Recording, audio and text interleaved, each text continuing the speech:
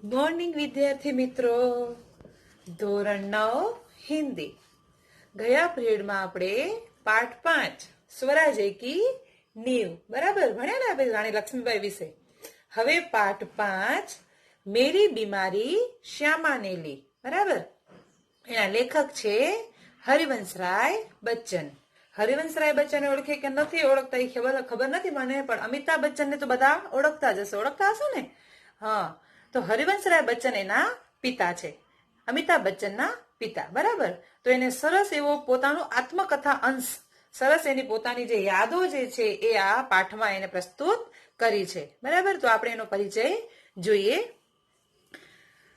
प्रस्तुत आत्मकथांश में श्यामा की बीमारी का दर्दनाक और करुणाक सभर निरूपण मिलता है, तो दूसरी ओर कवि की भावुकता और संवेदना का प्रकटीकरण मिलता है. क्या भूलूं क्या याद करूं श्री हरिवंशराय बच्चन की आत्मकथा है.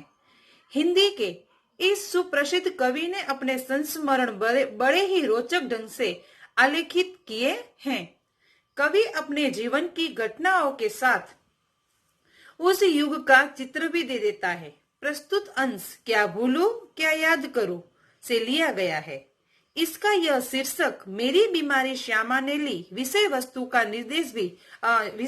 का भी निर्देश करता है. હવે ટાઇટલ છે મેરી બીમારી શ્યામા ને લી. પેલા બીમાર કોણ પડ્યા? હરિવંશરાય બચ્ચન.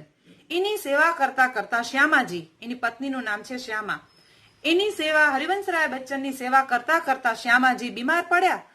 એ પછી બીમાર જ પડ્યા અને શ્યામાજી ગુજરી ગયા. એટલે એનું ટાઇટલ આપ્યું છે મેરી બીમારી શ્યામાને લી. બીમાર હરિવંશરાય બચ્ચન હતા, પણ છેલ્લે બીમારી કોને મળી ગઈ?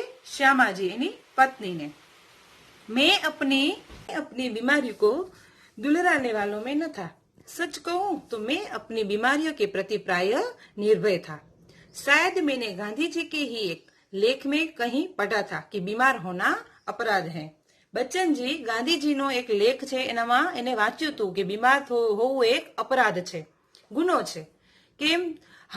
हमें जो शरीर दिया गया है उसे हम स्वस्थ न रखे तो हम अपराधी तो है ही. आपने આટલું સરસ શરીર મળ્યું છે અને એ શરીરને આપણે સ્વચ્છ ન રાખીએ અને બીમાર પડીએ જઈએ તો એ ગુનેગાર જ કહેવાય.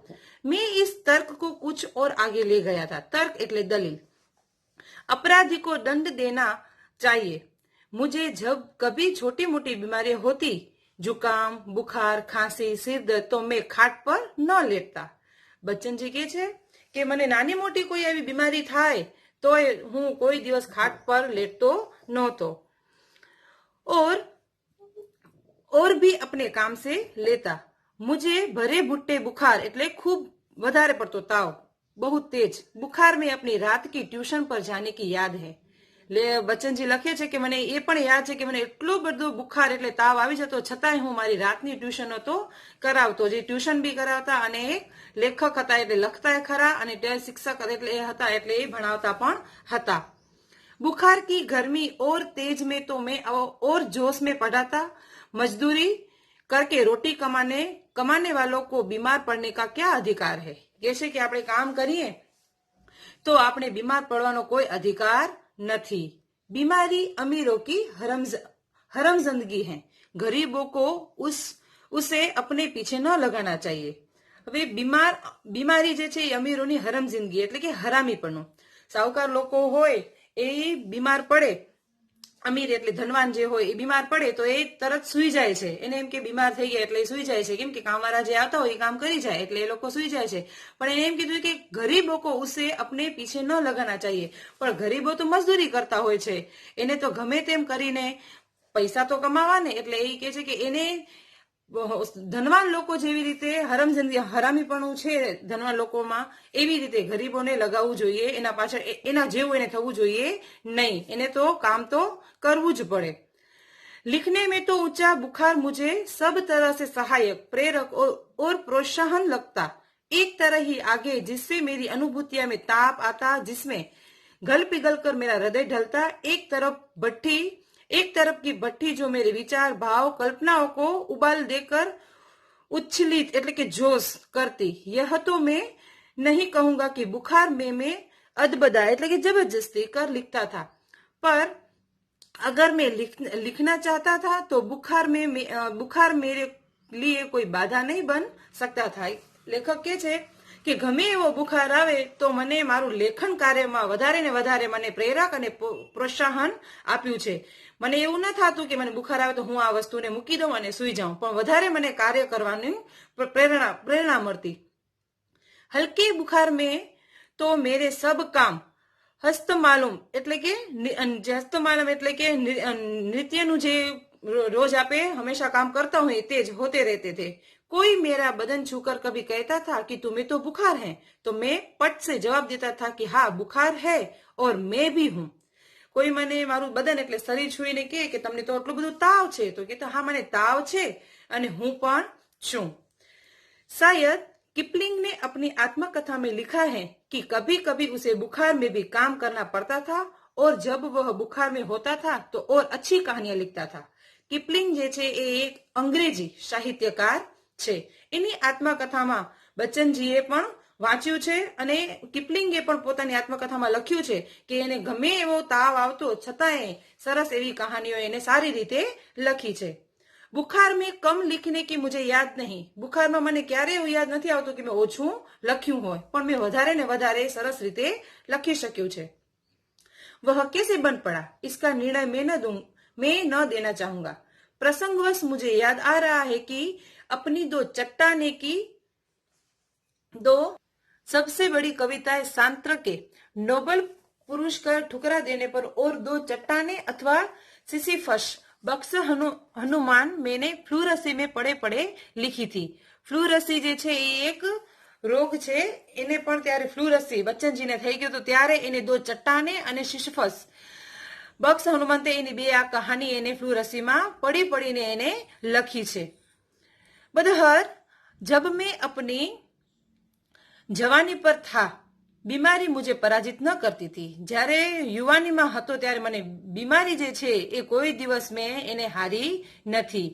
मैं ही अपनी जिद से बीमारी को पराजित कर देता था। હું મારી जिद्दથી જ બીમારીને પરાજિત એટલે હરાવી દેતો હતો। बुखार सुखार आखिर कितने दिन चलता। विश्राम तिवारी कहा करते थे, मार के पीछे भूत भागे। मैंने अपने प्रयोग से सिद्ध किया था, काम के पीछे बुखार भागे। હવે આ સરસ એને સિદ્ધ કરી બતાવ્યું કે મારવાથી ભૂત ભાગે કે ન ભાગે, પણ કામ કરીએ તો બુખાર એટલે તાવ અવશ્ય ભાગી જાય છે। આ બચ્ચનજીએ એને સિદ્ધ કરીને બતાવી દીધું હતું। પછી જ્યારે બચ્ચનજી બીમાર હતા અને શ્યામાજી એની મદદ કરતા હતા એટલે કે એની સેવા કરતા હતા ત્યારે કે છે બચ્ચનજી કે હવે મારી જીહવા એટલે કે મારી જીભ ઉપર શું સરસ્વતી બેઠી હતી। श्यामा बीमार थी और बच्चन जी भी स्वस्थ नहीं थे। श्यामा जी बीमार હતા અને બચ્ચનજી એટલા બધા સ્વસ્થ હતા નહીં। ज्वर महीनों से श्यामा का पीछा नहीं छोड़ रहा था। હવે બચ્ચનજી બીમાર હતા અને શ્યામાજીની સેવા કરતા કરતા શ્યામાજી બીમાર પડ્યા અને પછી એને કેટલા મહિના સુધી જ્વર એટલે તાવ ચાલ્યો અને પીછો એનો છોડ્યો જ નહીં। शायद बच्चन जी की जीवा पर सरस्वती बैठी थी जब उन्होंने कहा था कि श्यामा का बुखार मैं लेने जा रहा हूँ। यह बात सच सिद्ध हुई क्योंकि श्यामा स्वस्थ रहने लगी, किंतु उन्हें बीमार पति की चिंता खाए जा रही थी। पैसे के अभाव में बच्चन जी इलाज कराने में टलमटोल करते थे। હવે જ્યારે શ્યામાજી બચ્ચનજીની સેવા કરતા હતા ત્યારે એનાથી બોલાઈ ગયું કે મતલબ કે જીવા પર સરસે એટલે કે જે બોલી એ સાચું પડી ગયું એટલે એમ કરતા કરતા બોલાઈ જવાયું એટલે શ્યામાજી બીમાર પડી ગયા। પછી બચ્ચનજી જ્યારે બીમાર હતા પણ એ ડોક્ટરને બતાવતા નતા, એની આર્થિક પરિસ્થિતિ બહુ જ નબળી હતી, એના કારણે એ ડોક્ટરને બતાવી શકતા નહોતા। પછી જ્યારે બતાવતા નતા ત્યારે શ્યામાજી એક બ્રહ્માસ્ત્ર ચલાયા એટલે કે કોઈ પણ બ્રહ્માસ્ત્ર ચલાના એટલે કે કોઈ ઉપાય જે છે આપણે કરીએ એ નષ્ટ જવો જોઈએ નહીં। એટલે શ્યામાજી જે છે કેમ કે બચ્ચનજી ડોક્ટરને બતાવતા નહોતા એટલે શ્યામાજી જે છે એના પત્ની એને બ્રહ્માસ્ત્ર ચલાવે છે। बच्चनजी को अपना इलाज न कराते देखकर श्यामा ने ब्रह्मास्त्र चलाया। जब तक अब डॉक्टर को नहीं दिखाएंगे मैं खाना नहीं खाऊंगी। એને ઉપાય જે છે નષ્ટ ન જાય એ માટે એને ઉપાય વિચાર્યો છે કે જ્યાં સુધી તમે ડોક્ટરને નહીં બતાવો ત્યાં સુધી હું જમવાનું જમીશ नहीं। बच्चन जी को डॉक्टर के पास जाना पड़ा। डॉक्टर ने बताया कि उन्हें तपेंदिक એટલે કે ક્ષય ટીબી है। પછી બચ્ચનજી ડોક્ટર પાસે જાય છે અને ડોક્ટર એને બતાવે છે કે તમને ક્ષય છે, ટીબી છે। પેલા નાબૂદ તો નતો થતો, અત્યારે બહુ ઘણો બધો થઈ ગયો છે, પણ કે છે કે તમને તો ક્ષય ટીબી છે। બહુ ભયંકર રોગ હતો, પેલા જમાનામાં એને બહુ ભયંકર રોગ માનવામાં આવતો હતો કે વ્યક્તિ એમાં મરી જતા। તો ડોક્ટર એને બતાવે છે તમને ક્ષય છે। પછી ડોક્ટરે એને એક કીધું એટલે કઠિન લગા મરને સે પહેલે જીના।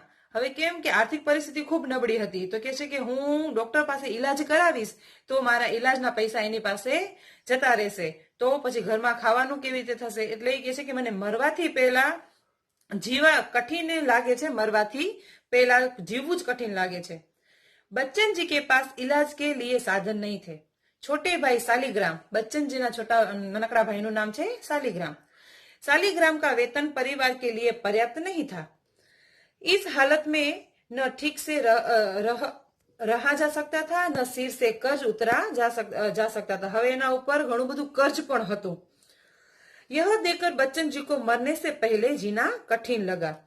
હવે બચ્ચનજી હતા એના આર્થિક પરિસ્થિતિ નબળી હોવાના કારણે એના ઉપર કર્જ પણ ઘણું બધું હતું, એટલે કે છે કે હું ડોક્ટરને કેવી રીતે બતાવી શકું। પછી કે છે કે શાક જાને से तो मरना अच्छा है। હવે ઘણો બધું એનું દેવું કર્જ થઈ ગયું હતું, તો કે છે ઇજ્જત જાય એના પહેલા મરી જવું સારું લાગ્યું એને। पति को तपेंदिक क्षय होने की बात से श्यामा जी कांप उठी, परंतु तुरंत संभल गई। જ્યારે શ્યામાજીને ખબર પડી કે એને તપેન્દિક એટલે કે ક્ષય છે ત્યારે એકદમ કંપાઈ જાય છે, પણ તરત જ સંભાળી પણ એટલે પોતાની રીતે સંભાળી જાય છે। ताकि उनकी व्यथा से पति को व्यथा न हो। बच्चन जी को रोग मुक्त होने से अधिक टैक्स सोसाइटी की किस्तें अदा करने की चिंता थी। ऋण की नियमित अदायगी से उनकी साख जुड़ी थी।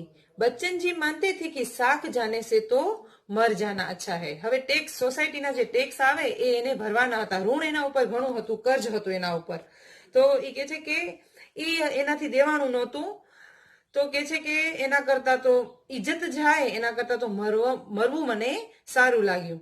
શ્યામાજી की सेवा साकार होना। પછી બચ્ચનજીની હવે ખબર પડી કે બચ્ચનજીને ક્ષય છે, તો શ્યામાજી એની સેવા કરતા હતા। श्यामा पति की बीमारी में सेवा साकार हो गई। पति को चिंता मुक्त करने के लिए अपने कलेजे पर पत्थर रखकर वे बोली, कर्ज तो मैं तुम्हारे मरने के बाद भी उतार दूंगी, तुम इसकी चिंता छोड़ो। श्यामाजी के छे એને કે તમે આ બધી चिंता छोड़ो, તમે મરી જશો છતાંય હું આ બધા कर्ज જે છે, ઋણ જે છે એ બધા હું પૂરા કરી દઈશ, પણ તમે चिंता मुक्त અત્યારે રહ્યો। पैसे नहीं है तो जाओ मरो। वरी पाछा ये लोग डॉक्टर पासे जाए छे, तो डॉक्टर ने जवाब आपे छे। जब बच्चन जी ने अपने डॉक्टर मुखर्जी से कहा, हवे डॉक्टर मुखर्जी पासे जाए छे अने कहे छे आपका इलाज बहुत महंगा है। पेला बतावा गया था, पछी एने कहे छे कि तमारो इलाज तो बहुत महंगो छे, मेरे पास आपके इलाज के लिए पैसे नहीं है। त्यारे बच्चन जी कहे छे, एने डॉक्टरे कीधुं कि आ इलाज बहुत महंगो छे, तो बच्चन जी ने कहे छे कि आ इलाज करावा माटे मारी पासे पैसा नहीं। तो डॉक्टर ने अपने मुंहफट स्वभाव के अनुसार कह दिया, मेरे पैसे नहीं है तो जाओ मरो। डॉक्टरे ने શું કહી દીધું કે પૈસા નથી તો તમે જાઓ મરો, કેમ કે તપેન્ડિક ક્ષય જે છે એ તમે એને દવા ન કરાવો તો વ્યક્તિ મરી જાય। ત્યારે કહે છે કે પૈસા નથી તો જાઓ મરો, इलाज न करावो तो व्यक्ति मरी ज जवानुं छे। डॉक्टरे એને એવો જવાબ આપ્યો। પછી ડોક્ટરની ઈ ચુનૌતીથી એને સરસ એવું બળ મળ્યું અને શ્યામાજીથી પણ એને સરસ એવું બળ મળે છે। जीवन में चुनौती से ही बल मिलता है। डॉक्टर मुखर्जी का यह कथन बच्चन जी के लिए चुनौती बन गया। परेशानियों के बावजूद वे निराश नहीं हुए। आटली बधी परेशानी हती छतांय, समस्याओं हती छतांय बच्चन जी निराश थया नहीं। उन्होंने लुई कोने की चिकित्सा पद्धति अपनाई, जिससे खर्च नहीं के बराबर था। लुई कोने की जे रसी आवे एनी सॉरी चिकित्सा पद्धति आवे एने अपनावे छे। उन्हें सर्वाधिक बल मिलता श्यामा जी की सेवा से, जिन्होंने अपनी रोगों उन्हें सर्वाधिक बल मिला श्यामा जी की सेवा से, जिन्होंने अपने रोगों की शिकायत न कर पति को निश्चित बनाए रखा। પછી જેમાં નજીવો ખર્ચ થતો હતો, શ્યામાજીની સેવાએ પોતાની બીમારીઓની ફરિયાદ કર્યા વગર પત્નીને નિશ્ચિત બનાવ્યા. આથી તેમની સૌથી વધુ બળ મળ્યું. એને ડોક્ટરનો એક જે પડકાર હતો એ અને શ્યામાજીથી વધારે પડતું એને બળ મળ્યું. પછી એની જે ફ્લૂ રસી એવી હતી કે જે ચિકિત્સા પદ્ધતિ હતી, એની જે સ્નાન કરવાની ચિકિત્સા પદ્ધતિ, ગરમ પાણીમાં જે સ્નાન કરવાનું કે પૈસા ઓછા લાગે એનામાં એને ચિકિત્સા પદ્ધતિ અપનાવી. એને એલોપેથીનો ઉપચાર એટલે કે અંગ્રેજી પદ્ધતિનો ઉપચાર કરવામાં વધારે પૈસા જતા હતા, તો એને એ ન કરી એને એલોપેથી ઉપચાર ન કરાવ્યો અને ફ્લૂ હતી, ફ્લુકોનિકી જે ચિકિત્સા પદ્ધતિ હતી કે જેમાં ખર્ચ ઓછો થતો હતો એ પદ્ધતિ અપનાવી. અને શ્યામાએ એને સરસ મજાની ચુનૌતીથી શ્યામાજી એના બળથી એને સરસ મજાના સ્વસ્થ બનાવી દીધા. અને શ્યામાજી પછી બીમાર પડી જાય છે. શ્યામાને બચ્ચનજી આ સરસ ઉપચાર કરાવ્યો, પછી બચ્ચનજી સ્વસ્થ થવા લાગ્યા અને શ્યામાજી બીમાર પડ્યા. ત્યારે શ્યામાએ જે છે એને મોંઘી એટલી કિંમત ચૂકવવી પડી. એને જે દિવસે બચ્ચનજી